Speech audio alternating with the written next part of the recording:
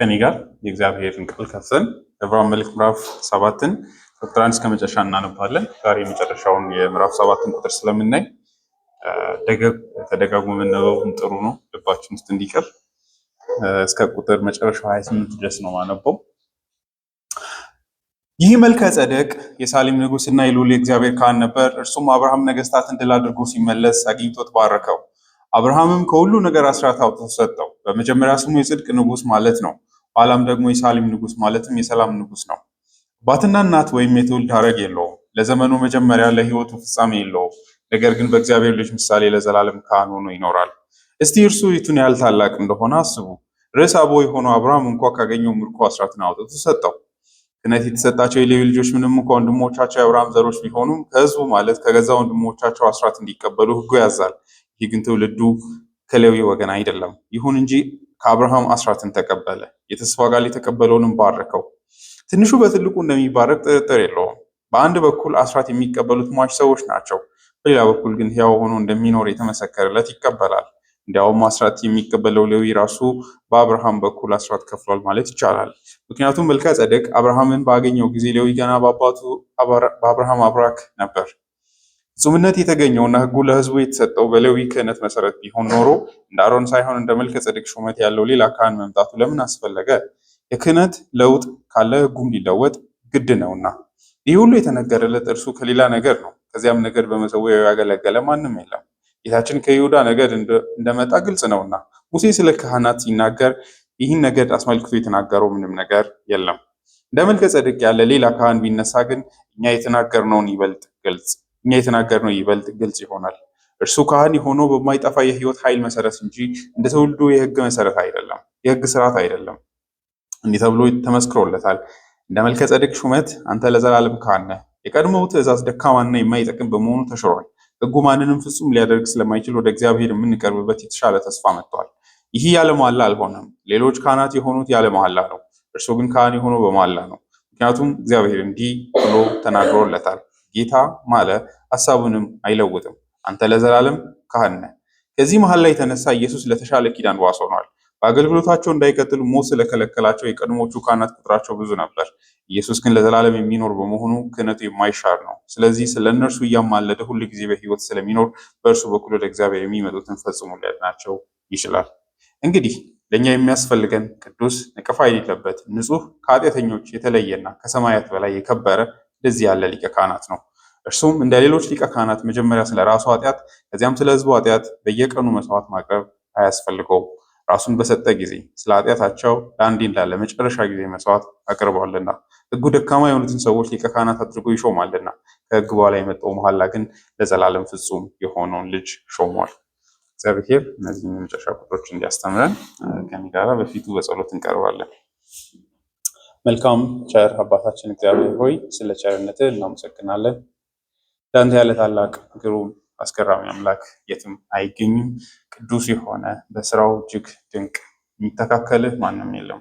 ሌሎች አማልክት ይባሉ ይሆናል፣ ግን እውነት በሕይወትና በእውነታ የሌሉ ናቸው። አንተ ግን በእውነትም ሕያው ነህ፣ ደግሞ በማንነትህ ከሁሉም የላክ ታላቅ ነህ። እኛን በልጅ በክርስቶስ ኢየሱስ ስላዳንከን በእርሱ በኩል ስለሰራውን ታላቅ ነገር ዛሬም አስገራሚነትን በፊት እናውጃለን። ደግሞ ስለ ቸርነትህ እናመሰግናለን።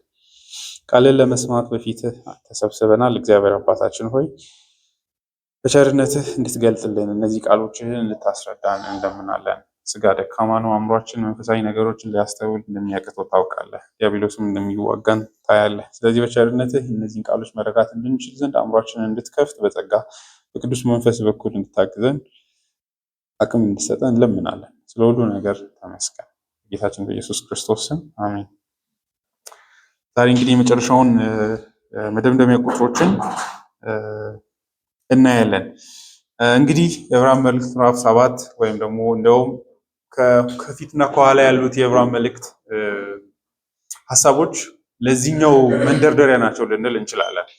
የመጀመሪያዎቹ ክፍሎች እንግዲህ የክርስቶስን ታላቅነት ያወራል። አብዛኛው ክፍል ያንን የሚያደርግበት ምክንያት ለዚህ መንደርደሪያ እንዲሆንም ነው ብንል ክፋት አይሆንም። ምክንያቱም የዕብራውያን ሰዎች ትልቁ ጥያቄ የኢየሱስን ነቢያዊ የሆነ ማንነት መካድ ወይም ደግሞ ንጉሳዊ የሆነ ማንነትንም መካድ አይደለም።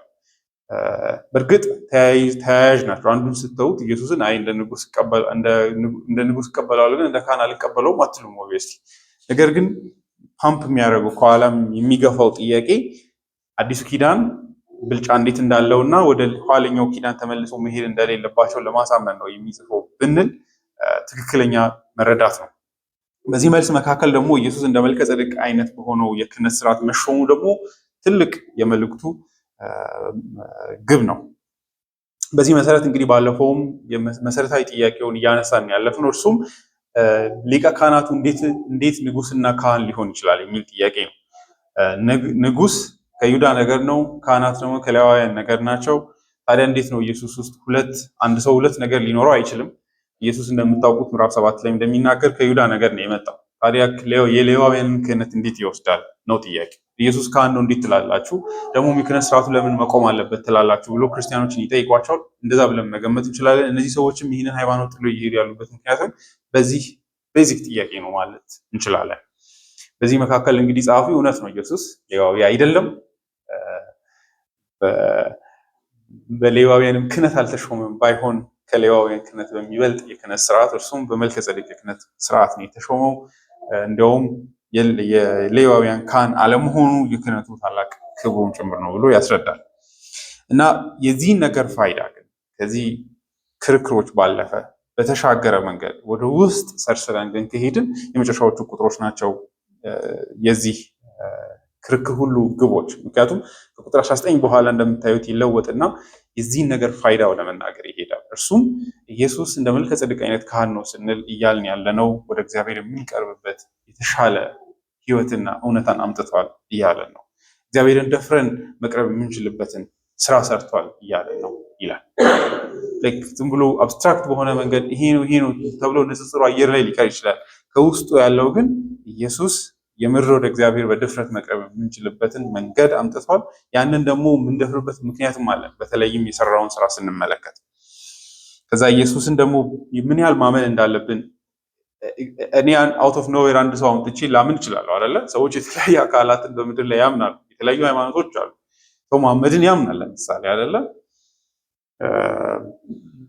ደግሞ ሞርሞኒዝም ላይ የሆነ ሰው ብድግ ይልና ብቻ የእግዚአብሔር መልእክት መጥቶልኛል ተገልጦልኛል ሲባል ሰው ያምናል።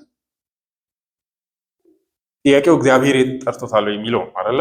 እግዚአብሔር የሰጠው መልእክት አለ። እግዚአብሔር ያን አካል በእውነተኛ መንገድ ኦተንቲኬት ከእርሱ እንደመጣ ያሳየበት መንገድ አለው የሚለው ጥያቄ ወሳኝ። አት ዘ ኤንድ ኦፍ ዘ ዴይ እግዚአብሔር ባስቀመጠበት ቦታ ነው ልንድን የምንችለው። እግዚአብሔር በዚህ በኩል ነው ካለ እንድናለን። ለዛ ነው የወንጌል ጻፊያን ኢየሱስ ላይ ከኢየሱስ ማንነት በላይ እግዚአብሔር ስለ እርሱ የሚሰጠውን ምስክርነት ላይ ትኩረት የሚያደርጉት። እንደምታውቁት ወንጌላት ላይ በእርሱ ደስ የሚለኝ የምወደው ልጄ ይህ ነው የሚል ዋስት ነው፣ ዊትነስ ከሰማይ የተሰጠለት ብቸኛ አካል ነው። በዚህ ምክንያት ነው የምንሰማው ኢየሱስን። ሕይወታችንንም ደግሞ በእርሱ ላይ እንደ ካህንም የምንጥልበት በዚህ አሁን ጻፊው በሚያመጣው ምክንያት ነው። እግዚአብሔር በመሃል ላይ ሾሞ ካህን ነው ይላል። በዚህም የእግዚአብሔርን የማይለወጥ ሀሳብን ያሳያል። ይሄ አካል በእግዚአብሔር ፊትም እንዴት የከበረ መሆኑንም ወርዚ የሆነ አካል መገኘቱንም ማሳያ። በዚህም ድነታችንን በእርሱ ላይ ብንጥል አንዳች ልንፈራ እንደማይገባ ያሳስባልም ያሳያል። ምክንያቱም ይህ ሁሉ ነገር ሲፈተን ወይ ደግሞ ሲበተን ቁጥር 25 ነው። ባለፈውም ለማውራት እንደሞከር ነው። ስለዚህ ስለ እነርሱ እያማለደ ሁል ጊዜ በሕይወት ስለሚኖር በእርሱ በኩል ወደ እግዚአብሔር የሚመጡትን ፈጽሞ ሊያድናቸው ይችላል የሚል የክርስቶስ ታላቅነት ክብሩ ሁሉ ሄዶ ወደዚህ ኮንቪክሽን እኛ እንዲያመጣ ነው። እግዚአብሔርን ለመቅረብ በእርሱ በኩል በመቅረብ እንዳንፈራ ነው። ምክንያቱም ኃጢአታችንን ፈጽሞ ያስወገደ ደግሞ በእርሱ በኩል ተስፋን ብናደርግ እግዚአብሔርን ብንደፍር ድፍረት ሆኖ አይቆጠርብንም። እግዚአብሔርን የኔ ነው ብንል፣ እግዚአብሔርን አባቴ ነው ብንል፣ የኔ ሕይወት መጨረሻ ክብር ነው ብንል በክርስቶስ ኢየሱስ መድፈር እንችላለን።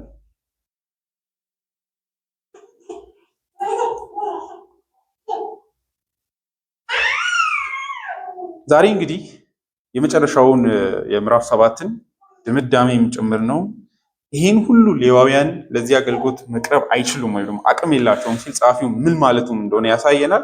ክርስቶስንም በክብር ሲያወራው ምን ማለት እንደሆነ በጣም ቀላል በሆነ መንገድ ያወራል። በዚህም ከቁጥር 26 እስከ 28 ባሉት ውስጥ ስለ ኢየሱስ 3 መሰረታዊ ነገሮችን ያሳያል። አንደኛ የኢየሱስን ካራክተር ያመጣል። ኢየሱስ ካህን ነው ስንል በእነዚህ ቁጥር 26 ላይ ባሉ ምክንያቶች እንዴት ከሌዋውያን የላቀ እንደሆነ ያስገነዝበናል። ሁለተኛው የኢየሱስን አገልግሎት ውጤታማነት ያሳያል።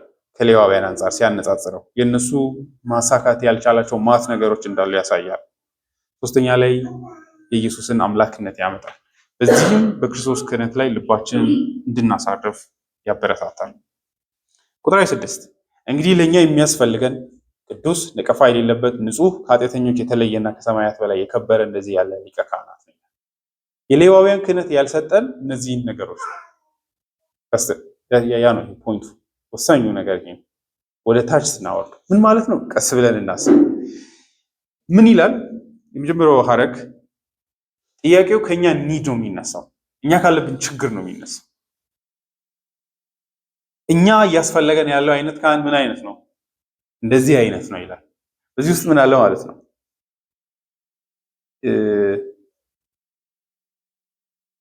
ስለሚያስፈልገው ካህን ብቻ ሳይሆን የሚናገረው ካህኑን የሚፈልጉ ሰዎች ያለባቸውን ችግር ነው አይደል?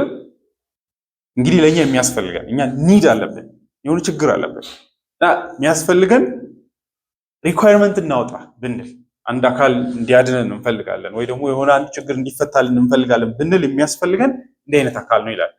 ኢየሱስ እንዲህ ነው ከሚለው አልፎ የሚያስፈልገንን ኒድ ይናገራል። ከሱ ተነስቶ ነው የሌዋውያን ክህነት ይህንን መስጠት እንደማይችል ቁጥር 27 ላይ የሚያመጣው አይደለ? የታችሁ ከሆነ ይሄድና ሌዋውያን እንደምታዩዋቸው ስለራሳቸው ኃጢአትና ስለ ሕዝቡ ኃጢአት ጭምር ያቀርባሉ። እንኳን ለሌላው ሊያስተሰርዩ እነሱ ራሱ they need a savior ንጹህ አይደሉም ይላል። ጥያቄው እኛ ይሄ ነው። አያችሁ፣ ወንጌል ኢየሱስን ከመረዳት በፊት ኒድን መረዳትን ከቅድመ ግምት ያስገባል። ሰው የሚያስፈልገው ምን እንደሆነ እስካልተረዳ ድረስ በክርስቶስ ውስጥ መፈለግ ያለበትንም ነገር አይረዳም። ይሄ እንግዲህ እንደምታውቁት እንግዲህ ያው ሪፎርምድ እንደሆናችሁ ይህን ሳታውቁ እዚህ ቤት አትገኙም አይደለ? ሮሜ መጽሐፍ ላይ ጳውሎስ የመጀመሪያዎቹ 1፣ 2 ላይ 3 ላይ የሚያሳየን እንዴት ካህን እንደሚያስፈልገን ነው። በፍጥነት አምጥቶ ኢየሱስ እንዲህ ነው ብሎ አይጮህም። ኒዳቸውን እስከሚያዩ ድረስ ጊዜውን የሚፈጀው የሰው ልጅን ውድቀት ነው። መጨረሻ ላይ ነው ኢየሱስን እንዴት የኃጢአተኞች ፕሮፒሼት የሚያደርግ ኃጢአትን የሚያስወግድ የእግዚአብሔርን ቁጣ የሚወስድ ኃጢአተኞችን በእግዚአብሔር ፊት ሊያጸድቅ የሚችል አካል መሆኑን የሚያበስረው። ሰዎች አሁንም የሌዋውያንም እዚህ ላይ ያሉ የዕብራውያን ሰዎችም ትልቁ ችግር ሰዎች ሁሌም ካህን ለመቀየር ሲሞክሩ ወይ ደግሞ ኢየሱስን በክርስቶስ ብቻ ድነትን ለመተው ሲሞክሩ መሰረታዊ ከውስጥ ያለው ምክንያት ይሄ ነው፣ ኃጢአተኝነትን አለመረዳት። ኢየሱስ ምን እንደሚፈታለት የሚፈልግ ሰው በሚፈልገው በክርስቶስ ውስጥ በሚፈልገው ነገር ውስጥ የራሱን ችግር መረዳቱንም ይገልጣል። ክርስቶስን በእውነተኛ ማንነት መረዳት አለመረዳቱንም ያሳያል። የህይወቱ ችግር ድህነት እንደሆነ የሚያስብ ሰው ኢየሱስ ኃጢአትህን ወስዶታል ቢባል አይደሰትም። ምክንያቱም የህይወቱ ትልቅ ችግር ብሎ የሚያስበው ሀብትን ስለሚሆን። ያው ድህነት ችግር አይደለም አልላችሁም፣ ችግር ግን በክርስቶስ ኢየሱስ እንደሚቀረፍ ኢትስ ትሩ። እግዚአብሔር ያንን ጭምር ከህዝቡ ከልጆቹ እግዚአብሔርን የሚመስል ታላቅ አምላክ አምነን ዘላለም ህይወታችን ለቅሶ አይሆንም። ግን ያን ሁሉ ጉስቁልና ያመጣው ቤዚክ ፕሮብለም ምንድን ነው የሚለውን መመለስ ያስፈልጋል። ታውቃላችሁ፣ ለምሳሌ ኤሎን ማስክ አንድ ጊዜ ኢንተርቪው ሲጠየቅ ኢየሱስን እንዴት ታየዋለህ ሲባል ከዚህ በፊት ማውርቻለሁ ብቻ ማቴዎስ ወንጌል ያለው የተራራው ስብከት ጥሩ ነው፣ ይሄ በጎ እንዲያደርጉልህ ለሌሎች በጎ አድርግ የሚለው ትምህርት ደስ ይለኛል ይላል። አንድ ወቅት በዛ የምስራች ቃል ውስጥ ደሳች ቃል ጥሩ ናት ይላል። በመሰረቱ እንደዚህ አይነት ክፉ ለኃጢአተኞች እንደዚህ አይነት ከባድ ትምህርት የለም አይደለ? ላይት ኦፍ አወር ሲንፉልነስ ማለት ነው። ሰዎች ያንን ህግ ሲወዱ ያስቃል አይደለ? ባይዞ ይሄን ህግ ወዳልኝ ሰዎች ስለራሳቸው ከፍ ያለ ግምት አላቸው። ለዛ ነው ለሰው በጎ እንደሚያደርጉ ስለሚያስቡ ነው። which is አይነቱ ኢየሱስን እንደ ሞራል ቢንግ ማየት ከየት ይመጣል ብትሉ ምንድነው የሚጎለኝ የሚለውን ቃል መገንዘብ ነው።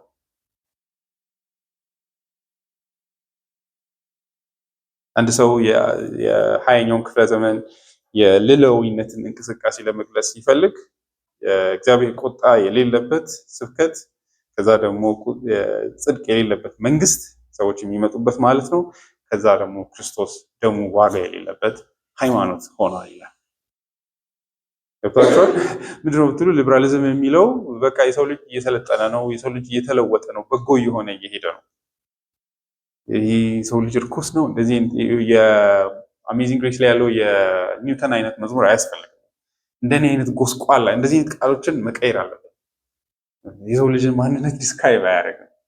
አሁን ያለንበትን እድገት እንደዚህ አይነት ሀሳብ እየተሰበሰበ በትይዩ ምንን እያዋረደ ይሄዳል ብትሉ የክርስቶስ ደም ወርዙ እየተሸረሸረ ይሄዳል።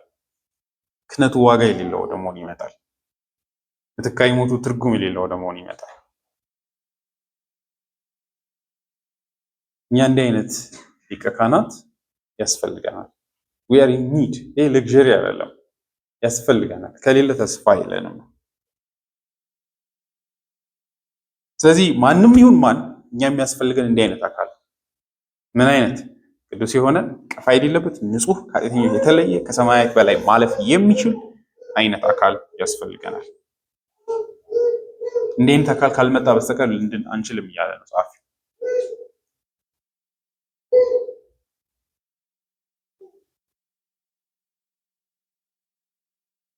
ይህንኑ ፍላጎታችንን ሌዋውያን አይመልሱት። እንዴት? ቁጥር 27 ቅዱስ ይላል። ምን ማለት ነው? ቅዱስ አካል ያስፈልጋል ሲል ይህንን ስራ ለመውሰድ የሚፈልግ ሰው ካለ እነዚህ ነገሮች ማሟላት አለበት። በዚህ ውስጥ ያው እንግዲህ ሰሞኑን ወጥሬ ይዣለሁ፣ መልቀቅ አልፈልግም። ተዋሕዶ ላይ መላእክቶች ሊረዱን እንደሚችሉ ይነገራል።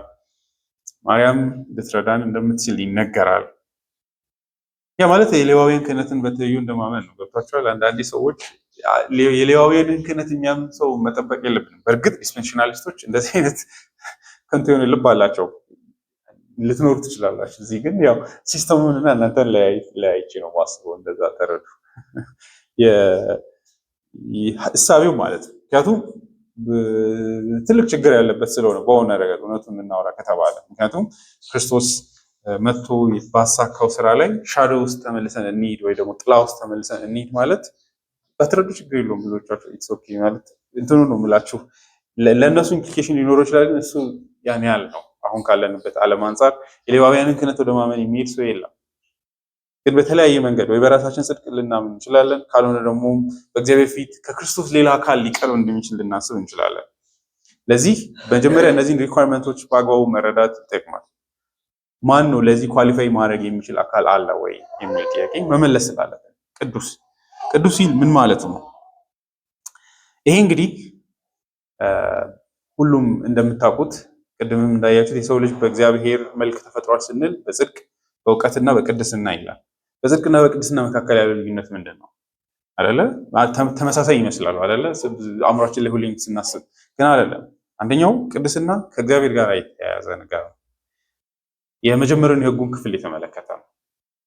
አራቱን ሕጎች ማለት ነው። እግዚአብሔር ፍጹም በሆነ መንገድ እግዚአብሔር ማምለክን፣ ከዛ እግዚአብሔር የሚመለክበትን እውነተኛውን መንገድ ማየትን፣ እግዚአብሔርን በምስልና በተለያዩ መንገድ አለማምለክን፣ ከዛ የእግዚአብሔርን ስም በፍርሃትና በብዙ ክብር መያዝን፣ አራተኛ ላይ ደግሞ እግዚአብሔርን እርሱ ባስቀመጠው የጊዜ ሰሌዳ ሰንበትን ሳያዛንፉ ማምለክን የሚይዝ ነው። ቅድስና ከዛ ጋር ይሄዳል። ያኛው ራይቸስነስ ግን ጽድቅ ከሰዎች ጋር ባለ ትስስር ያለ ነው።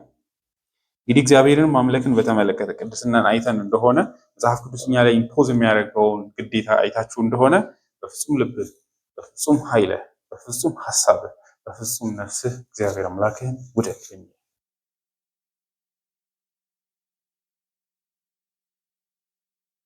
አንድ ብሊች ማድረግ አንድ መንሸራተት የሌለበት መሰጠት ማለት ነው። እዚህ የመጀመሪያው ካህን የአይነት ማንነት ሊኖረው ያስፈልጋል።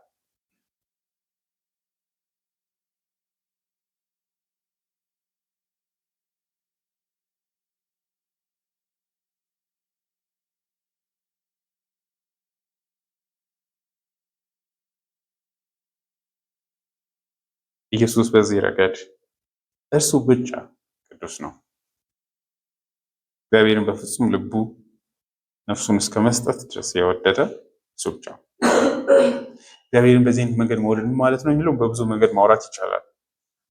በእኛ ረገድ ከመጣን ቀላል ነው። አንድ ጊዜ ቢቢ ዋርፊልድ ሲናገር ኢየሱስ አንድ ጊዜ ሰንበት አልፎት አያውቅም ይላል።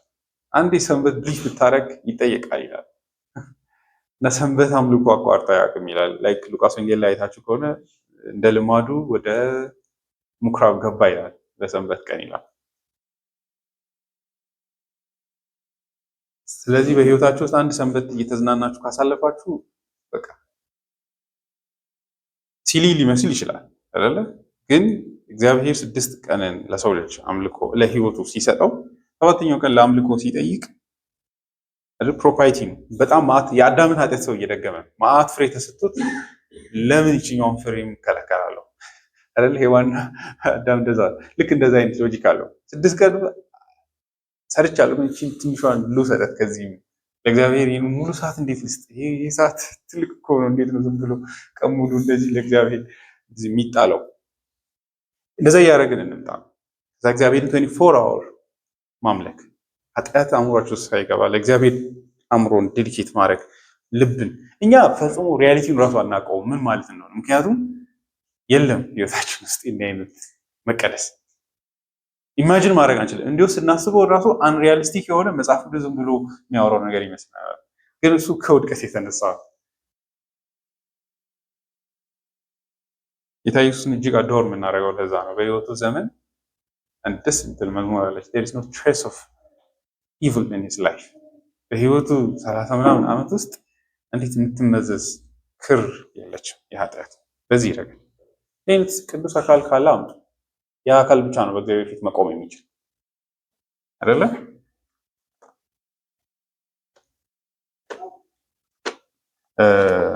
መዝሙር 124 አይታችሁ እንደሆነ በጣም ሚሲያኒክ የሆነ መዝሙር ነው። ከዛሬውም ሐሳብ ጋር በደንብ ይሄዳል። መዝሙር 24 እንደዚህ ይላል። ምድርና በእርሷ ያለው ሁሉ ዓለምና በውስጧ የሚኖር ሁሉ የእግዚአብሔር ነው። እርሱ በባህሮች ላይ መስርቷታልና በውኆችም ላይ አጽንቷታልና። ወደ እግዚአብሔር ተራራ ማን ሊወጣ ይችላል? በተቀደሰ ስፍራ ውስጥ ማን ይቆማል?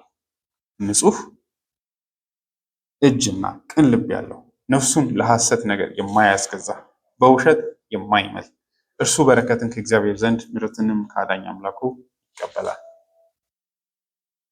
ይሄ አይነት ሰው ነው ወደ እግዚአብሔር ተራራና እግዚአብሔር ፊት መቅረብና መቆም የሚችል። ሁለተኛው ነቀፋ የሌለበት ይላል። አማርኛው በአግባቡ አልተረጎሙ። እንግሊዝኛውን እዩት። ይህን ቃል 1954 ላይ እዚህ ላይ እንደዛ ነው የተረጎሙት። ፌር አይመስለኝም። ሃርምለስ ነው የሚለው ነቀፋ የሌለበት ማለት አይደለም አይደል?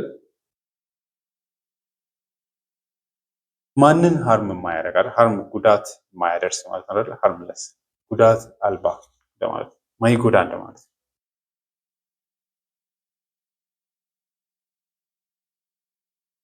በህይወት ዘመኑ ይላል ማርቲን ሉተር አንድንም ሰው ጎድቶ አያውቅም።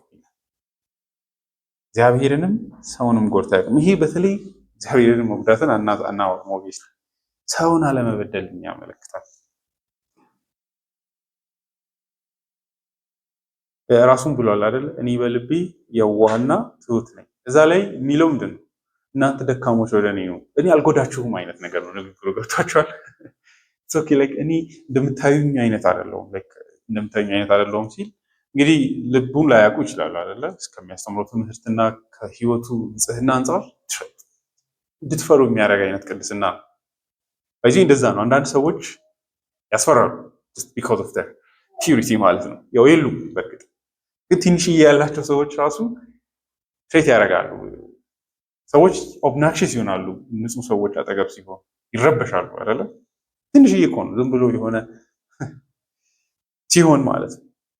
የኢየሱስን ንጽህና ስታዩ ደግሞ ሊያስፈራችሁ ይችላል። ቅንነቱና የዋህነቱ እና በዛ መካከል እኔ በልቤ የዋህ ነኝ፣ ልቤን ከጠየቃችሁ ከዛ ትሁትም ሎሊ ነኝ ነው የሚለው እንግሊዝኛው። እና ማንንም የማይጎዳ ጉዳት የማያደርስ አካል ነው። አድርሶም አያውቅም። በህይወት ዘመኑ ሰው በድሎ አያውቅም። እናቱ ላይ ተኮሳትሮ ወይም በቁጣ ተናግሮ አያውቅም። ተራግሞ አያውቅም። በአፉ ብቻ በልቡ ውስጥ ሀሳብ ተፈጥሮ አያውቅም። እኔ አንድ ሰው በጣም አንድ ጊዜ ስትራይክ በሚያደርግ መንገድ ያወራል። የሰው ልጅ ራሱን በጣም ሲቪላይዝድ ሆኛል፣ ትልቅ ነኝ ይላል። ብዙ ውስብስብ ሀሳቦች ስለመደበቅ ይሞክራል ይላል። ግን ትንሿን ነገር ማድረግ አይችልም ይላል። you cannot obey your parents አይገርም? ጃጠት ማአት ነገር ኢንቨስት ብታደርጉ you cannot destroy it። ቀላል ይመስላል አይደለ? አሁንም ስናገር በአንድ ጊዜ ተቆጥቶ አያውቅም፣ ወይ ደግሞ አንድ ጊዜ ሰው ላይ እንኳን በደለን ተሳድቦ አያውቅም ሲባል ተራ ነገር ሊመስል ይችላል።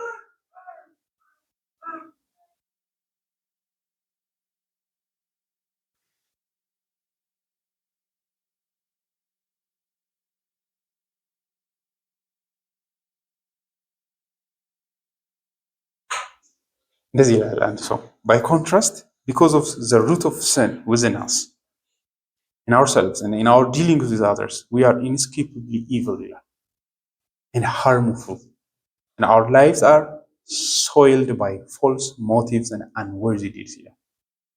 ከክርስቶስ ጋር እንነጻጸር ከተባለ ራሳችንን ካየን ይላል ያው የበቀልነው ከአዳም ነው። ዲፕሊ ኃጢአት ልባችን ውስጥ ደማችን ውስጥ የሚመላለስ ከመሆኑ የተነሳ ራሳችንን ከዚህ ፍሬም ውስጥ ነፃ ማውጣት ራሱ አንችልም ይላል። በማንነታችን ከሌሎች ሰዎች ጋር ባለ ትስስር ሁሌም ክፋት አለ ይላል። ሌላው እንኳን ቢቀር ከውጭ በጎ ብናደርግ ይላል። መነሻዎች ብዙ ጊዜ ሞቲቮቻችን ክፉ ናቸው። ሉተር አክሲደንታል ጉድስ ይላል። የሰዎችን በጎነት ክፋታቸው ሰው ክፉን ሰው ይላል። እኔ ሳላስብ ክፉን ያለው ሉተር ደግሞ ሰው ሳያስብ ነው በጎ የሚያደርገው አስቡ ይላል። ሰዎች ሄድረግ ዲስፒቴሽን ላይ ነው የሚለው ሰዎች እኔ ድንገት ነው ክፉ የሆነብኝ እንጂ አብዛኛው ጊዜ ጥሩ ነኝ። አይ በጎ ስታደርጉ ሳታስብ ድንገት ነው የሚሆነው ይላል። አንድ የሆነ ዳይለማ አለ ሲያወሩ ይላሉ። አንድ ሌባ አንድ ቤት ውስጥ ለመስረቅ ብሎ ሮጦ ሲመጣ በሩን ከፈተው ወደ ውስጥ ሲገባ ሰው ያያል። ደንግጦ በበሩ ወጥቶ ይሄዳል እና በሩን እሱ ሲከፍት አየር ይገባና ሴትዮዋ ትነቃለች እና ውስጥ ኬሚካል ስላፈነ ነበረ ወድቃ የነበረችው አየር ሲገባ ነቃች አይነት ነገር እና የሰውዬው በጎ ነው ያደረገው ወይስ ክፉ ነው ያደረገው አይነት ላይክ ሞቲቫችሁ ማተር ያደረገው ወይስ መጨረሻ ውጤቱ ነው ወይ ወሳኙ ነገር ነው።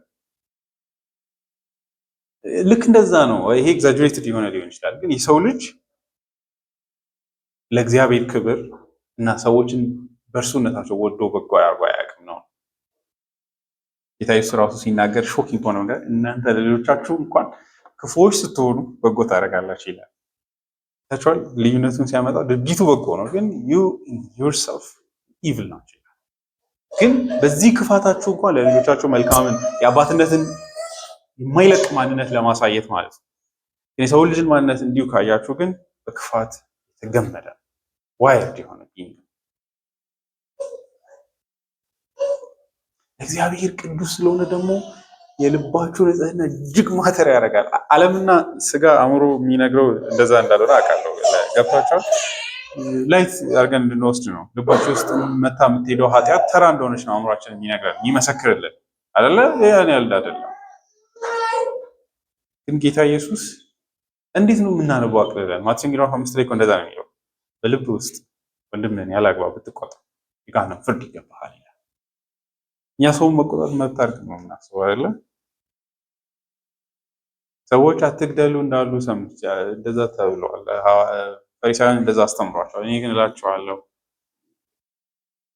ደሙን ያለ አግባብ የሚቆጣ የገሃነም ፍርድ ይገባዋል ይላል። እና በዚህ መንገድ ራሳችሁን እዩ በደንብ ቀስ ብላችሁ ማለት ነው። ጳውሎስ ሮሜ ምዕራፍ 3 ላይ እንዳለው መንገዳቸው ጉስቁልና ሞልቶበታል ይላል። የሰው ልጅ ተራምዶ ቢሄድበት ሁሉ ጉስቁልና አለ። ማሽን እዛ ላይ ቆሞ ነው ታዲያ ይህን ሁሉ በደሎችን የክርስቶስ ደም ካልሆነ በስተቀር ማን ያጥብልኛል ይላል። የኔ ኤግዚስተንስ በክርስቶስ ደም ካልሆነ በስተቀር የሚስተሰረይ አይደለም። አር ዩ ቦልድ ኢነፍ ቱ ሴይ እኔ በጣም ጥሩ ሰው ነኝ ለማለት? እኔ ቸር ነኝ የሚል ሰው ይኖር ይሆን? ያው ሰው ልጅ ይኖር ይሆን አይደለም እኮ ማት ህዝብ ነው ያለው። ክርስቶስን የማያምን ሰው ሁሉ የሚመሰክረው ስለራሱ ያንን ነው። ያው ጎበዝ ልጅ ኢየሱስ ጋር መጥቶ አልነበረ እኔ ጥሩ ነኝ አለ። ቸር መምህሮ ያለ። አንዳንድ ሰዎች ወይ ቸር ሲሏችሁ ቢኬርፉ ላይክ ስለራሳቸው ነው እያወሩ ያሉት ስለእናንተ አይደለም። ቸር መምህር ሆይ ሲለው ኢየሱስ ቸር ስላልሆነ አይደለም አይደል? ኦብቪየስሊ ይኖራል። ስለምን ቸር ትለኛለህ? ከአንዱ ከእግዚአብሔር በስተቀር አሁን በወደቀው ዓለም ማንም የለም። የሰውየውን ቲዮሎጂ ነው እየጠየቀ ያለው እንጂ ኢየሱስ እኔን ቸር እንዴት ትለኛለህ? እኔ እኮ ቸር አይደለሁም እያለን ብለን ካሰብን ተሞኝተናል። እንደዛ ይሄ ግን የሁሉ ሰው ልብ ነው። አለዚያ ኢየሱስን አይገባንም ነው እያልክ ያለው። ሊቀ ክህነቱን ለመረዳት ኢየሱስ የምር ሃርምለስ ነው፣ አንዳች ክፋት የሌለበት ነው ማለት እንደሆነ አለዚያ አይገባንም ነው። ሶስተኛ ላይ ደግሞ ንጹህ ነው፣ ፒውር።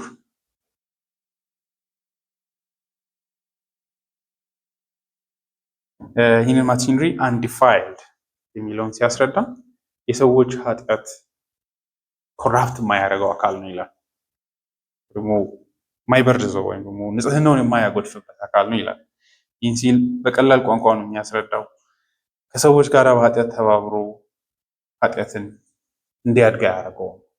ደግሞ የዛ ዩቲሊቲ አይሆንም፣ ጥቅም ላይ ውሎ አያውቅም ኢየሱስ።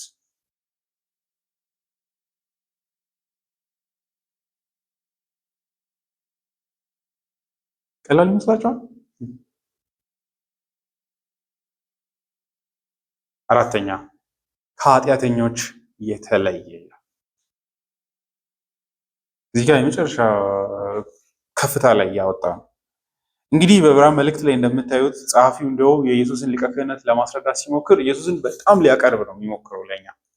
ኢየሱስ ይረዳቸዋል፣ ኃጢአተኞችን ይረዳል፣ እንደዚህ እያለ ነበር። ለምንድነው እዚህ ጋር ደግሞ መጥቶ ግጥል አድርጎት ምንም አይነት ትስስር የሌለው ነው። ከኃጢአተኞች እጅግ የተለየ መሆን አለበት። በጣም ስትራይክ ያደርጋል አይደል? እሺ በውስጧ ምንድን ነው የተሸከመችው? እኛ ሁላችን ኃጢአተኞች ነን። it should be out of this reality። እኛ ሁላችን የተለየ መሆን አለበት፣ አለዚያ ተስፋ የለንም እያለ የጠቅለል ያለ ፍርድ ነው። ከኃጢአተኞች የተለየ መሆን አለበት፣ ከዚህ የኛ ታሪክ ነፃ የሆነ አካል መሆን አለበት ይላል። ይህ በቀላሉ የውርስ ኃጢአት የሌለበት ለዚህ ስራ እንዲበቃ ማለት ነው። በተለይ ከዚህ ጋር ነው የሚያያዘው። ኃጢአት አንዳች በደረሰበት መስመር እንኳን ትሬስ ተደርጎ ኃጢአት የማይነካው መሆን አለበት። በዚህ ረገድ እንግዲህ ስለ ኢየሱስ እያወራ እንዳይመስላችሁ፣ ስለ ሪኳየርመንቱ ነው እያወራ ያለው። ይህንን አገልግሎት ለመቀበል የሚፈልግ አካል ወይ ደግሞ እኛም እየፈለግን ያለ ነው እንዲህ አይነት አካል ነው። እንዲህ አይነት ክህነትን የሚሰጥ አካልን ካገኘን እናምናለን ነው ጻፊ እያለ ያለው። ታዲያ ስለዚህ ኢየሱስ ይቀርባል ብሎ ለምንድን ነው በዚህ መንገድ ይርቃል ብሎ የሚናገረው ብንል፣ ኢየሱስ ኃጢአተኞች ቢራራም ኃጢአትን በተመለከተ ግን አንዳች ከኃጢአት ጋር ትስስር የለውም። በውልደቱ ሲወለድም በእግዚአብሔር በመንፈስ ቅዱስ ኃይል በመጸለል ነው የተወለደው። በኑሮ ህይወቱም ኃጢአት ልብ ውስጥ አንድ ጊዜም ገብቶ አያውቅም። ምዕራፍ 4 መጨረሻ ላይ እንደሚናገር ኃጢአትን አንድ ጊዜ ኢማጂኔሽኑ ላይ መጥቶ አያውቅም። ምን አይነት ንጽህና አስባችሁ ታውቃላችሁ? በኃጢአት እንዲሁም በኃጢአት መካከል ተጥሎ ነው የተፈተነው። እንደሱ ፈተና ተምት ያደረገው አካል የለም። ማለትም እንደ አንድ የሰው ልጅ አዳኝም ስለመጣ ሁሉ ነገር ወደሱ ፈሷል። ግን በዛ ሁሉ ነገሮች መካከል እየፈሰሱ እንኳን እንደ አዳም ምንም ሳይኖር ዝም ብላችሁ መታችሁ ፍሬ ብላ አትብላ የሚል አይነት ቢሆን ኢት ውድ ሃቭ ቢን ኢዚ። ግን በኃጢአተኞች መካከል ኢመርስድ ሆኖ እንኳን እየኖረ በኃጢአተኞች በቀን ህይወት እየተመላለሰ አንድ ጊዜ እንኳን ኃጢአት አልነካውም። በውልደቱ ንጹህ፣ በህይወቱ። ስለዚህ አወላለዱን በተመለከተ ራሱ በዚህ ስኮፕ ውስጥ ማንም መግባት አይችልም ነው። ማርያምን ብናመጣ መላእክት በመሰረቱ ሰው ስላልሆኑ በዚህ ካታጎሪ ውስጥ አይመጡም፣ ሊረዱንም አይችሉም። እንደኛ አይነት ስጋ የለበሰ አካል ያስፈልጋል ብሏል ምዕራፍ 2 ላይ ሲያሳየን። ኢየሱስ ራሱ ስጋ መልበስ ግዴታ እንደነበረበት ሲያሳይ፣ ግን በሰው ልጅ ታሪክ ውስጥ እንዲህ አይነት ንጽህና ያለው አካል የለም። ስለዚህ እንዲህ አይነት አካል ካለ ይምጣ አይነት ነገር።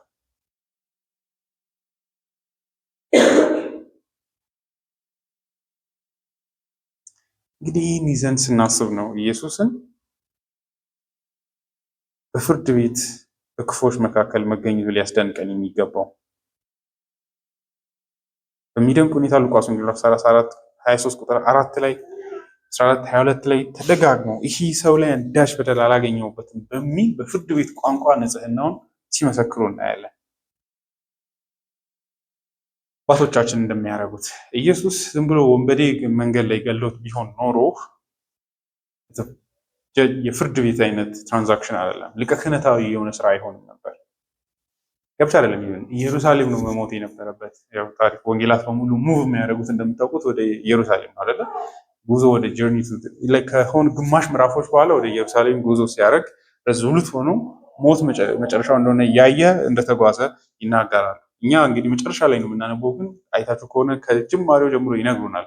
ወደ ኢየሩሳሌም መጓዝ ሲጀምር ራሱ ሞት መጨረሻ ነው እያለ የተጓዘው እና ያው የክህነት ስርዓቱ የሚፈጸመው ደሙ የሚፈሰው የሚሞትበት ቦታ ሁሉ ያ ነው። አንዳንዶች እንደሚያደርጉት ኢቭን አብርሃም ልጁን ይስሐቅን ሊሰዋ የነበረበት ቦታ ኢየሩሳሌም እዛው የተራራው ላይ ራስ ቅል በሚባለው ስፍራ ላይ እንደነበረ ይነገራል።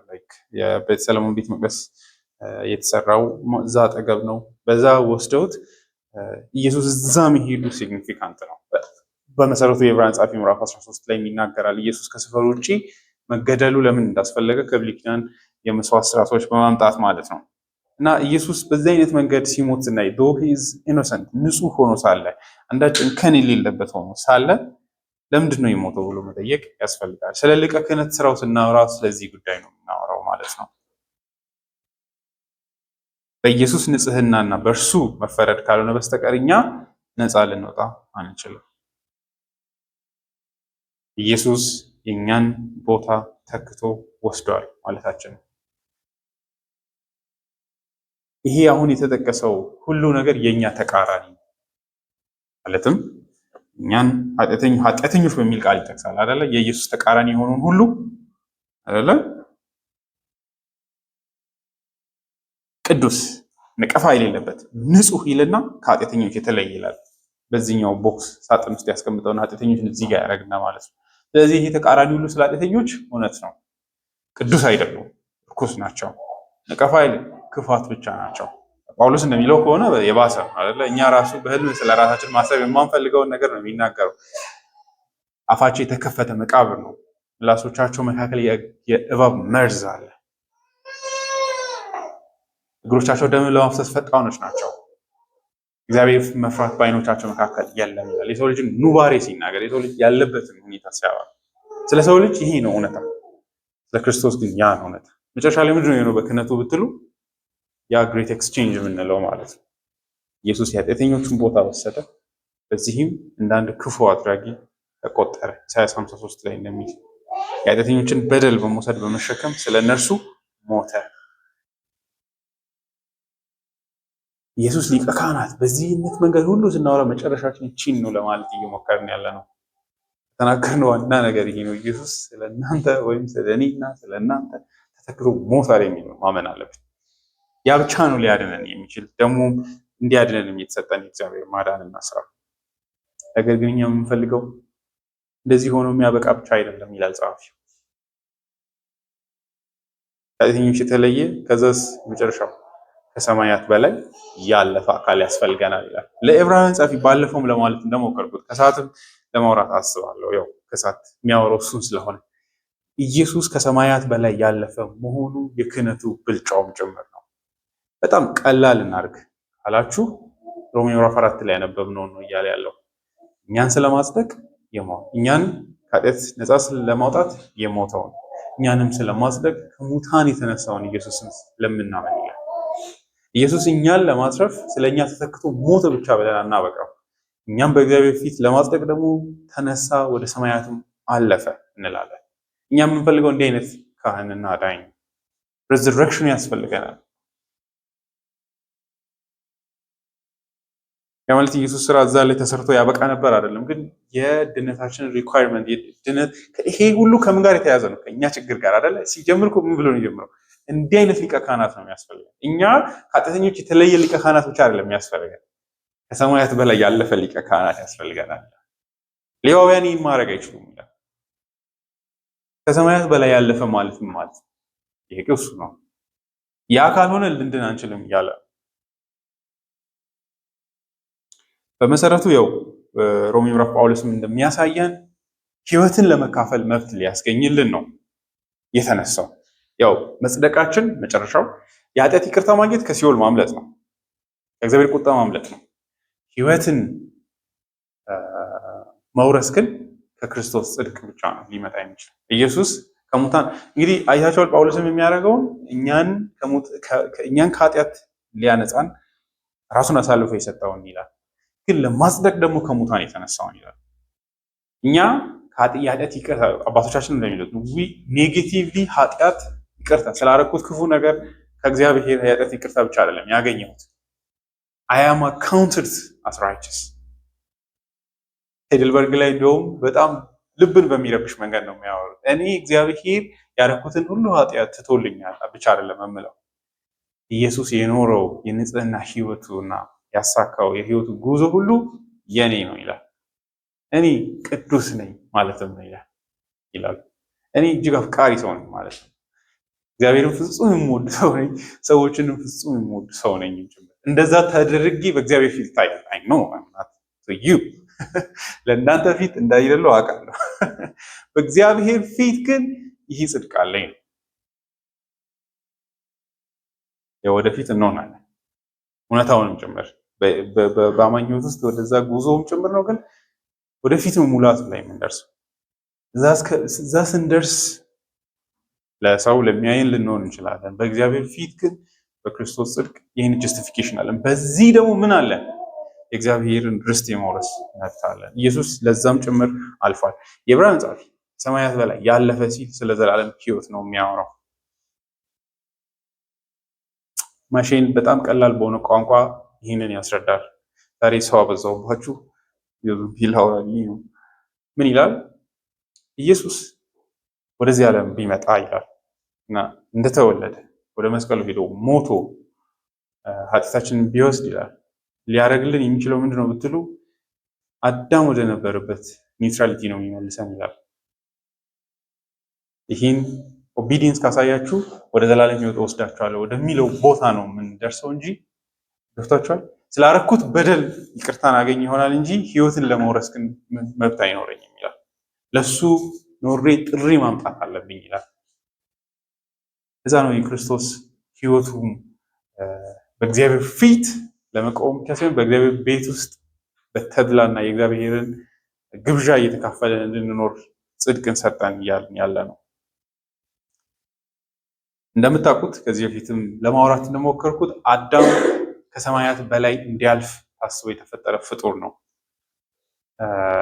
ህዝቡንም የራሱንም ዘሮቹንም ወደዛ ክብር እንዲያደርስ እግዚአብሔር ከታች ማወር አለው ራሱንም ወደዛ ክብር እንዲያደርስ ዘሮቹንም ጭምር ወደዛ አይነት ዴስቲኒ እንዲያመጣ ነበር አዳምን በዛ መንገድ የጠራው። ግን እንደምታውቁት ሳያልፍ ቀረ። ከዛ ከነበረበትም ወደ ጎስቋል ዓለም ራሱንም ህዝቡንም ይዞ ወደ ኤግዛይል ነው የወጣው። እንደምታውቁት እግዚአብሔር ከናን ላይ የነበሩት ህዝቦቹን ማርና ውሃ ከምታፈሰውም ልክ ቦታ እንደ አዳም ነው ያወጣቸው። ሲበድሉት እስራኤላውያን አይደለ ፍላካውት ነው ያደረጋቸው፣ ነቅሎ ነው ያወጣቸው፣ ወደ ስደት ምድር ነው የወሰዳቸው። አዳምም እንደዛ ነው ያደረገን። ከዛ ወደ ክብር ከማድረስ ጭራሽ ወደ ጉስቁልና ነው ያመጣን። ክርስቶስ ካልደረሰልን በዚሁ ደግሞ ወደ ሞት ሰንድ እያደረግን ወደታችን እንሄዳለን። መጨረሻችንም የእግዚአብሔር ቁጣ ይሆናል። ክርስቶስ ግን ምን አደረገን? ከሰማያት በላይ እርሱ ሲያልፍ በእርሱ ጽድቅ አይታችኋል። አዳም ወደኋላ እንዳይመለስ ሰይፍ ይዞ የቆመ መልአክ እንደነበረ ሁሉ እኛም የማያስገቡ አካላት አሉ። ግን በዚህ ጽድቅ ወደ ሰማያት ማለፍ እንችላለን በክርስቶስ ኢየሱስ። ሐዋርያ ጳውሎስ ለዛ ነው ቆላሲስ ላይ ክርስቶስ ወደ ሰማያት የወጣበትን ክብር አስቡ፣ የእርሱ ህይወት የኛ ህይወት ነው ይላል። እርሱ በላይ ባለበት ያለውን እሹ የእናንተ መጨረሻ የእናንተ ህይወት ያ ነው ይላል። ይህ ከክብር ጋር የተያያዘ ነው። ለዕብራውያን ጸሐፊ ከሌዋውያን ኢየሱስን ልዩ የሚያደርገው ይሄ ነው። ምዕራፍ 4 ላይ እንዳሳየን ኢያሱ ወደ ረፍት አላስገባው። ክርስቶስ ግን ራሱ ወደ ረፍት ገብቷል። የጆን ኦዌንን ይዘን የተረጎምነው እንደዛ ነው። ምዕራፍ 4 ላይ ኢየሱስ ራሱ ወደ ረፍት ገብቷል። እዚህ ውስጥ እኛም ወደ ረፍት እንደምንገባ እናውቃለን። ለእኛ ያለፈ ካህን አለ። ምዕራፍ 6 መጨረሻ ላይ የመልከ ጼዴቅ ክህነትን የኢየሱስን ያገናኘው ከዛ ጋር ነው። እንደምታዩት የተሻለ መጨረሻ ላይ የሚያወራውን ስለ ተስፋ ስለ የህይወታችን ተስፋ ምን ላይ እንዳረፈ ሲናገር ከመልከ ጼዴቅ ክህነት ጋር አገናኝቶ ስለ ኢየሱስ የሚያወራው እንዲህ አይነት ቃል ተጠቅሞ ነው። ስለ ተስፋ ነው የምናወራው። ምዕራፍ 6 ቁጥር 8 እግዚአብሔር ከቶ ሊዋሽ አይችልም። እርሱ በሁለት በማይለወጡ ነገሮች በፊታችን ያለውን ተስፋ ለመያዝ ወደ እርሱ ለሸሽን ለእኛ ብርቱ መጽናናት እንድናገኝ አድርጓል። እኛም የነፍስ መልሕቅ የሆነ ጽኑና አስተማማኝ ተስፋ አለ። ይህም ተስፋ ከመጋረጃው በስተጀርባ ወዳለው ውስጠኛው መቅደስ ይገባል። ቅድስተ ቅዱሳንን ኢሜጅ እያመጣ ነው። የኛ ተስፋ ያለው በቅድስተ ቅዱሳን ነው። የህይወታችን ተስፋ ያረፈው እዛ ላይ እዛ እንገባለን ብለን ተስፋ እያደረግን ያለ ነው ይላል። የኛ ተስፋ ደግሞ ምን ሆኗል? ገብቷል። የመግባቱ ተስፋችን እዛ ላይ ነው የጣልነው ይላል። ተስፋችን ደግሞ እንደገባ እናውቃለን። ልክ የሆነ ነገር ወርውራችሁ እንደተሰካ አውቃችሁ አም ሴፍ እንደምትሉት አይነት ጻፍ እያለ ያለው እሱ ነው። መልሕቅ አለት ላይ ይሰኩና መርከበኞች we are safe ከየትኛውም አደጋ እንደሚሉትና በሰላም እንደሚደርሱ እርግጠኛ እንደሚሆኑት እኛም እንደ መልሕቅ እንደዚህ ተስፋ የት ነው የጣልነው? በእግዚአብሔር ቅድስት ቅዱሳን ሰክተነዋል ይላል። ድሮ ዋስትና ነው ለዚህ ይዩት። ኢየሱስ ሊቀ ካህናት ነው አይልም፣ እንደ መልከ ጼዴቅ ነው የሚለው። እሷ ናት ወሳኝ ነው። ይህም ስፍራ ኢየሱስ ስለኛ ቀድሞ የገባበት ነው። እርሱም እንደ መልከ ጼዴቅ ሹመት ለዘላለም ሊቀ ካህናት ሆኗል። በዛ ስርዓት ውስጥ ሆኖ ይኖራል። እዛ ምንድነው ደግሞ ዝም ብሎ ገባ አይደለም የሚለው፣ ስለኛ ገባ ነው የሚለው። ከዛስ ደግሞ እዛው ምንድነው የሚሰራው ስትሉ ስለኔና ስለናንተ ወደዛ እንድንገባ ሊቀ ካህናት ሆኖ ለዛውም እንደ መልከ ጼዴቅ አይነት ክህነትን ይዘዋል ይላል። ተሸል የገባበት ያለፈ ምዕራፍ 4 ላይ እንደዛ አይደለም የሚለው። በጣም ወሳኝ ቃል ናት ለሱ ከሌዋውያን የሚለየው ኢየሱስ ነው። ምዕራፍ 4 ላይ ቁጥር 14 ላይ ተመልከቱ። እንግዲህ ወደ ሰማያት ያረገ ታላቅ ሊቀ ካህናት የእግዚአብሔር ልጅ ኢየሱስ ስላለን እምነታችንን አጥብቀን እንያዝ ይላል። ያረገ እሱ ወሳኝ ነው። ወደ ሰማያት ያለፈ፣ ወደ ሰማያት ያረገ፣ ወደ እግዚአብሔር ቅድስተ ቅዱሳን የገባ፣ ወደ ሰማያት ያለፈ አካል አለ። በዚህ የሹር ህይወታችንን ምንም ኃጢአተኞች ብንሆንም በክርስቶስ ኢየሱስ በዚህ ክህነት ይተስፋለን ይላል። ትንሽ በደንብ ሜዲቴት አድርጉ። ይሄ እንዲሁ ዝም ብሎ የሚጣል ነገር አይመስለኝም። ምና ምንሽጉ አይነት ነገር ነው። ማሰብ ይጠይቃል። ይኸው እንግዲህ አንዳንዶቻችሁ ኤሌክትሪካል ኢንጂነሪንግ ተምራችኋል ማለት ይኸው ከትላልቅ ቲዮሪዎች ጋር ታግላችኋል ብዬ ነው። ለዚህም ቦታ ሰተን ማሰብ ይኖርብናል አይደለ?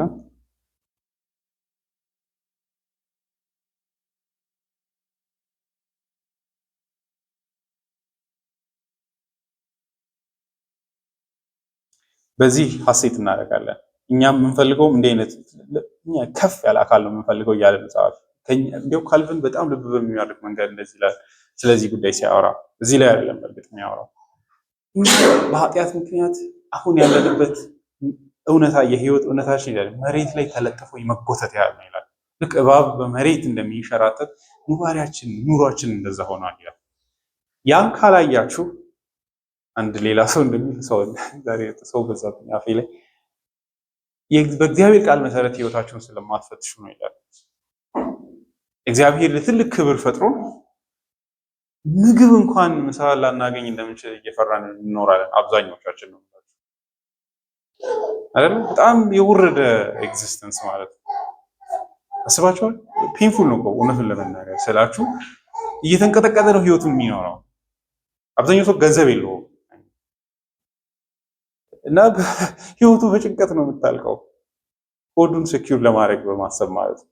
እንዲህ የሰው ልጅ ይሹዳው እግዚአብሔርን ማሰብ የነበረበት ተረጋግቶ በደስታ መኖር የነበረበት ፍጡር ነበር አይደለ? ዘፍጥረት መጽሐፍን በደንብ ማየት አለብን አይደለ? ምግብ ተከለከለ። አዳም የመጀመሪያ የተከለከለው እሱ። ምዕራፍ 2:9 ላይ እግዚአብሔር ገነት ውስጥ እፍ ነበር ይበላይ ነበር።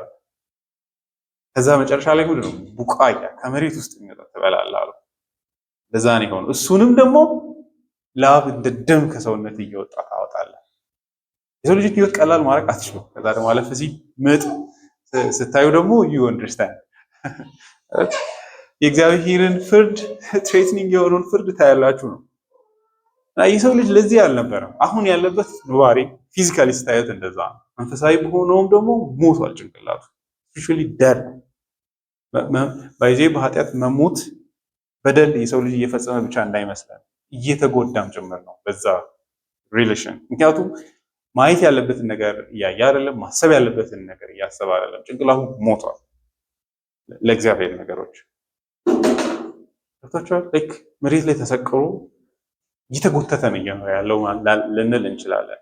በዚህ መካከል ነው እንግዲህ የክርስቶስን ክህነት ያመጣና ወደ ሰማያት አልፏል ሲባል ልባችን ሊነካ የሚገባው ይላል ከመሬት አንስቶን ደረቱ ላይ ያደረገን ይላል። የሊቀ ካህናቱን ምሳሌ በማምጣት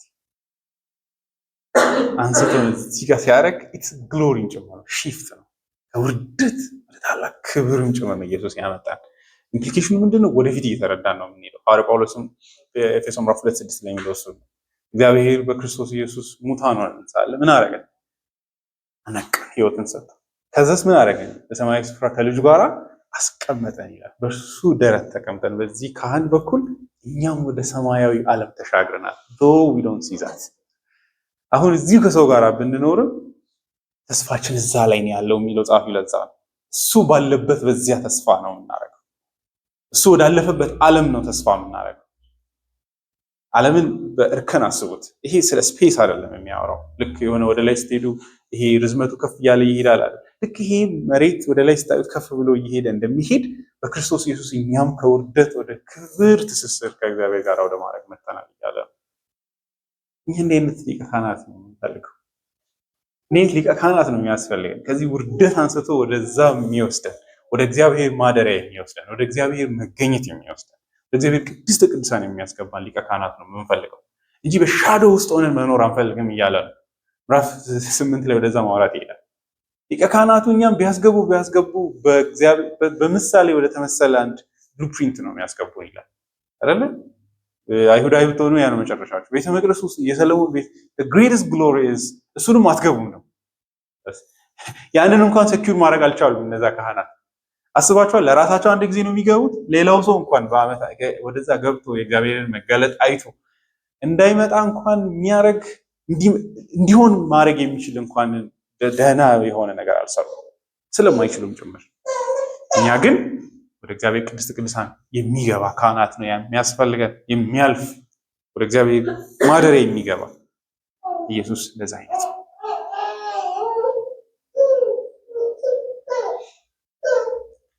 ለራሱ አንዳች አያስፈልገውም። ቁጥር 27 እሱን ነው የሚለው። ጨርሻለሁ። ትልቁ ስራዬ ቁጥር 26 ነው። እርሱ እንደ ሌሎች ሊቀ ካህናት መጀመሪያ ስለ ራሱ ኃጢአት ከዚያም ስለ ሕዝቡ ኃጢአት በየቀኑ መስዋዕት ማቅረብ አያስፈልገውም። ቁጥር 26 መንደርደሪያ ነው ለዚህ። ሊቀ ካህናቱ ለምንድን ነው ለራሳቸው ኃጢአት ቅድሚያ ሰጥተው የሚያስገቡት ብትሉ ምዕራፍ 26 ላይ ያለው ስለሌላቸው ቅዱስ ስላልሆኑ ኃጢአተኞች ስለሆኑ ለዛ የራሳቸውን እግዚአብሔር ፊት ለምነው ካስተሰረዩ በኋላ ግን በምንድን ነው የሚያስተሰርዩት? በምሳሌ የእነሱ ራሱ የተሰረየው በክርስቶስ ነው። ባለፈውም ለማውራት እንደሞከርን ከዛ ደግሞ ስለ ሕዝቡ ኃጢአት በየቀኑ መስዋዕት ማቅረብ አያስፈልገውም ኢየሱስ። እነሱ በየቀኑ ያቀርባሉ። ያ ምንን ያሳያል? እንዳላስወገዱ ማሳያ አይደለ? ተመልሼ ነገም ከሄድኩ ምን አደረገም ማለት አላለቀም ማለት ነው። ጉዳዩ ሶልቭ አልተደረገም ማለት ነው። ለዛ በየቀኑ ማቅረብ አለባቸው ይላል። እርሱ ግን ማቅረብ አላስፈልገውም። በዚህ ውስጥ ምን ሊያሳይ እንደሚፈልግ እዩ። ራሱን በሰጠ ጊዜ ስለምን? ስለ ኃጢአታቸው ለአንዴና ለመጨረሻ ጊዜ መስዋዕት አቅርቧል ይላል። በጣም አስገራሚ ንግግር ነው። አይታችኋል። ቁጥር 26 ላይ ያወራ ነው እሱ ነው።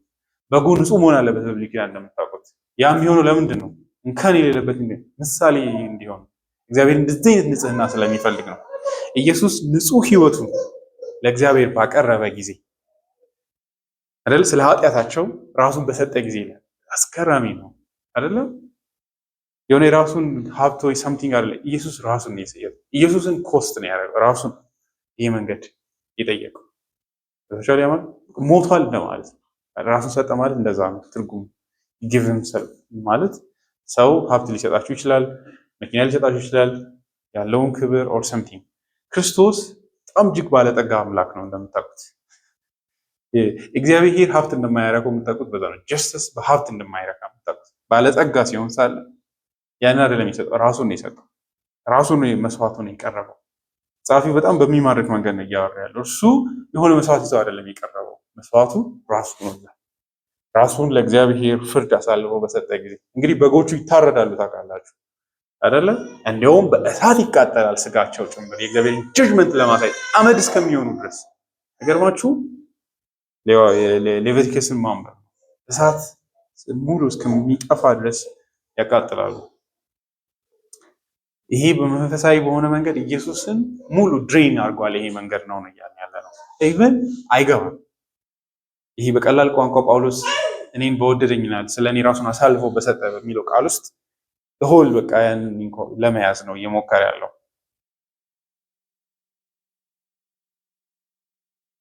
እጅግ ከባድ በሆነ ስቃይ አልፏል። ለምን? የእግዚአብሔር ቁጣ በመሸከም ራሱን በመስጠት ግን ዋጋውን ያሳየናል።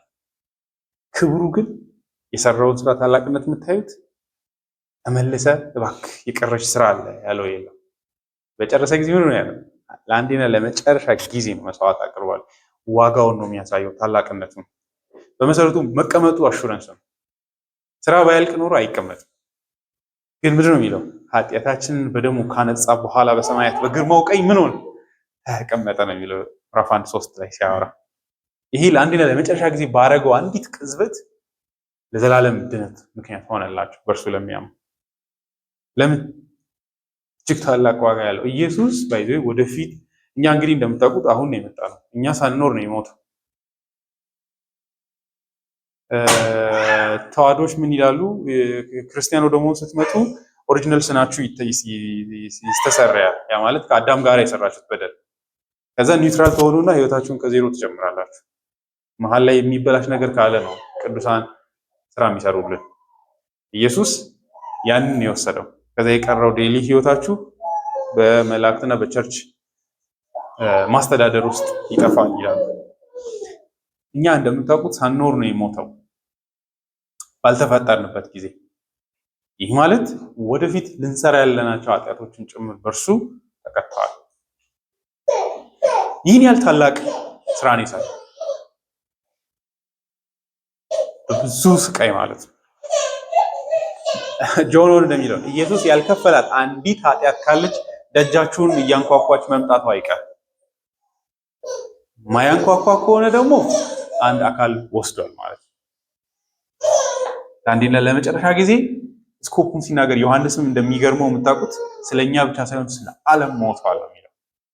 ኃይለኝነቱን የደሙ ሲናገር የኢየሱስን አቅሙን ሲናገር ማለት ነው። ወርዙ ሲናገር መቼ ግን ለአንዴና ለመጨረሻ ጊዜ አንድ ጊዜ በሰራው ስራ ይላል። ይህንን ወደፊትም ጻፊ እያወራ ይላል። ኢየሱስ ይበልጣቸዋል። እነርሱ እንኳን የሰውን ኃጢአት ማስወገድ የራሳቸውን ማስወገድ ያልቻሉ ናቸው። እርሱ ግን አንድ የራሱ ኃጢአት የለበትም። እንዲሁም በመሰረቱ ያ ነው ሊቀ ካህናት እንዲሆን ያደረገው። ቁጥር 26 ላይ እንደሚነግረን ስለዚህ እኛ እንደ አይነት ሊቀ ካህናት አለን፣ ፍጹም ድነት አለን።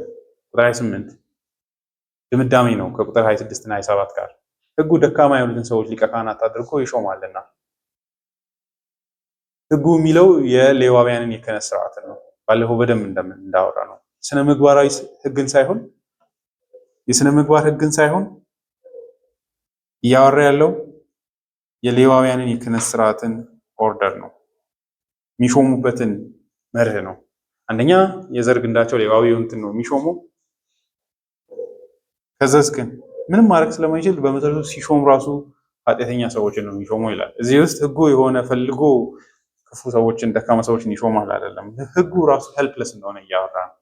ምንም ማድረግ አይችልም። የሌዋውያን ክህነት ምንም ማድረግ አይችልም። ምክንያቱም ኦልሬዲ ቁጥር 26 ላይ 27 ላይ እንደነገረን ሰዎቹ ራሱ ኃጢአተኛ ናቸው። አሮን ኃጢአት አለበት። የሌላውን ኃጢአት ማስወገድ እንኳን ይቀርባል።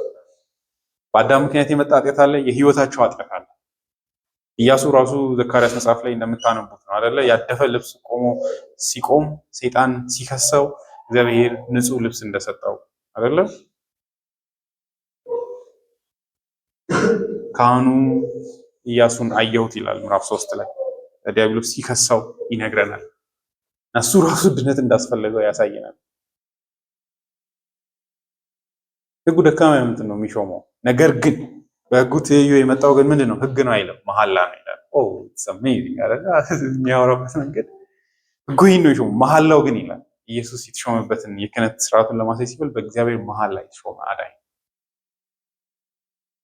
ማንን የሾመው? ለዘላለም ፍጹም የሆነውን ልጅ ሾሟል።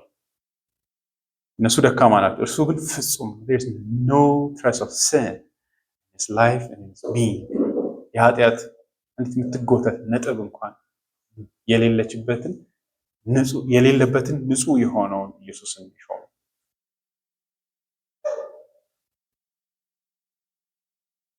ከዛስ ደግሞ አምላክ ጭምር ነው።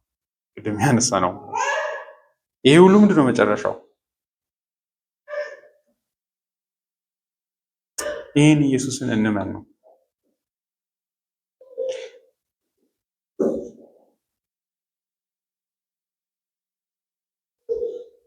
በአንድም በሌላም ጥሩ ሰው ልሆን እችላለሁ ብላችሁ ኢንተርቴን ታደርጉ ልትኖሩ ትችላላችሁ። አይታወቅም። የሰው ልጅ ልብ አታላይ ነው።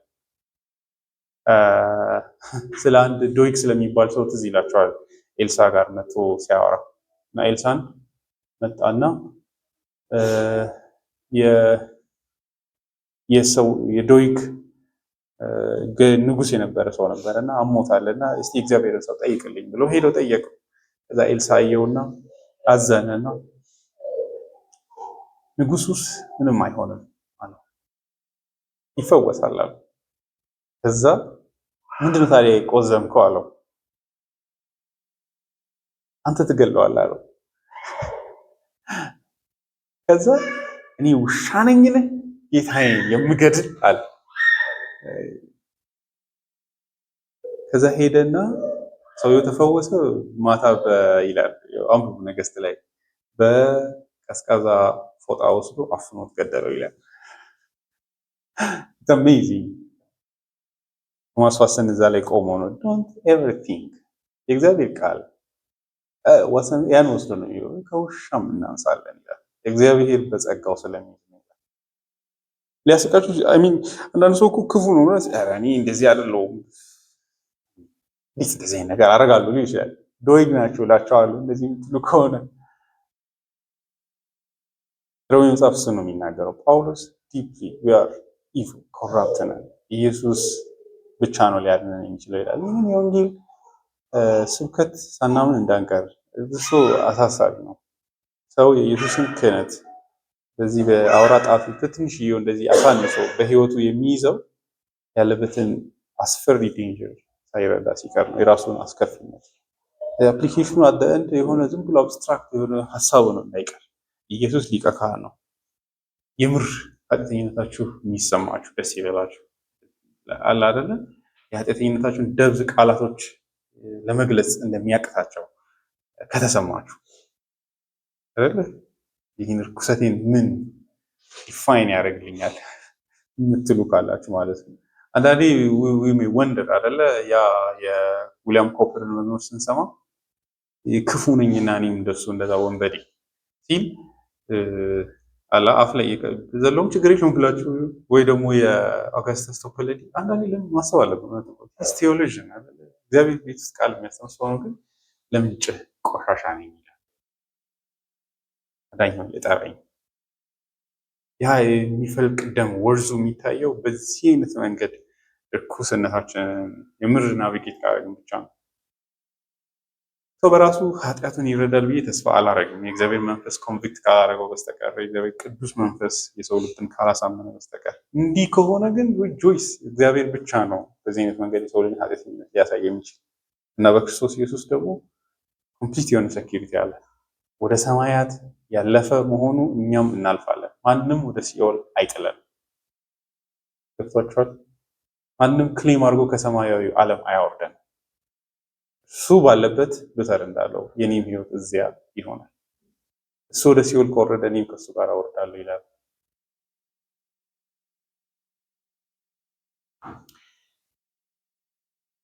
እጅግ ክቡር ነው፣ ግን እጅግ ደግሞ ለኃጢአተኞች ዋስተኛ አዳኝ ነው። ስለዚህ ስለ አዳኛችን ምስጋና አቅርበንለት አደራም ሰጠን እንጨርስ።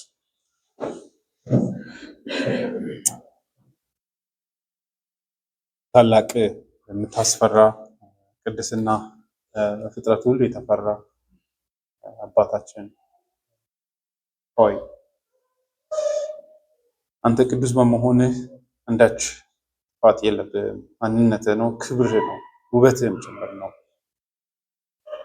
እኛ ክፎች በአባታችን በኩልም ያመፅንብህ ደግሞም ዛሬም ኃጢአትን በማድረግ የምንበድልህ አንተ ንጹህ ነህ፣ በምትሰጠው ፍርድ ሁሉ ጻድቅ ነህ።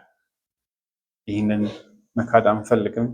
የራሳችንን ደግሞ የሚታየውን የኃጢአት ህይወታችንን ማፈን አንፈልግም። በፊትህ እናውጃለን። እግዚአብሔር አባት በዚህ ውድቀት በዚህ ጉስቁልና መካከል ስላልተውከን በልጅ በክርስቶስ ኢየሱስ ልትታደገን እጆችህን ስለዘረጋህ ለኛ በልጅ በክርስቶስ ኢየሱስ ልታቅፈን በመስቀሉ ቃል ልትታረቀን ስለወደድክ በእርሱ በኩል በሰራኸው ስራ ልታቀርበን ስለወሰንክና ደግሞ ያንንም በተግባር ስለገለጥክ ባረክልን ቸርነት እናመሰግናለን። እግዚአብሔር አባቱ እኛ ኃጢአተኞች መሆናችን እውን ነው፣ ሰማይም ምድርም ያየዋል። ያንተኛ ማጽደቅ ደግሞ እጅግ ያስደንቃል። ይህንንም ደግሞ ለማድረግ ፈጥነህ በወንጌል መጥራትን ያስገርማል። እግዚአብሔር አባቱ ይህንን ክሌም ማድረግ እንድንችል ዘንድ የሰጠህልንን ልብስ የጽድቅ ልብስ አሜን ብለን መልበስ እንድንችል ዘንድ ቅጠል እያገለደምን ራሳችንን ከዓይኖችህ ንጹህ ከሆኑ ዓይኖች ለመደበቅ እንዳንሞክር ባይሆን ዓይኖችህን ያረካ የክርስቶስን ንጹህ ቀሚስ መልበስ እንድንችል በእርሱ ውስጥ መደበቅን ማስተዋል እንድንችል ዘንድ በእርሱ ክህነት ውስጥ መደበቅን መረዳት እንድንችል ዘንድ ይህንን ደጅ ማየት እንድንችል ዘንድ መረዳት እንድሰጠን እንለምናለን። ደግሞ በዚህ ዓለት ውስጥ ተወሽቀን ህይወታችንን እንድንኖር አዲስ የተለየ ነገር እንደማይከሰት ሌላ መልእክት ሊታደገን እንደማይችል በመረዳት እንድንኖር እርዳን። ይህን ቃል እንድንሰማ ጆሮቻችን በዚህ በአማረ ወንጌል ዛሬም እንዲታሰቡና እንዲጎበኙ በዚህ ክፉ ነገር በሚወራበት ዓለም እድል ስለሰጠን በእውነት እንባርካለን፣ እናመሰግናለን። ስለዚህ ስለሰጠህን ስለ ዕብራውያን መልእክት ወንጌልም እናመሰግናለን። ስምህ ይመስገን። በኢየሱስ ስም አሜን።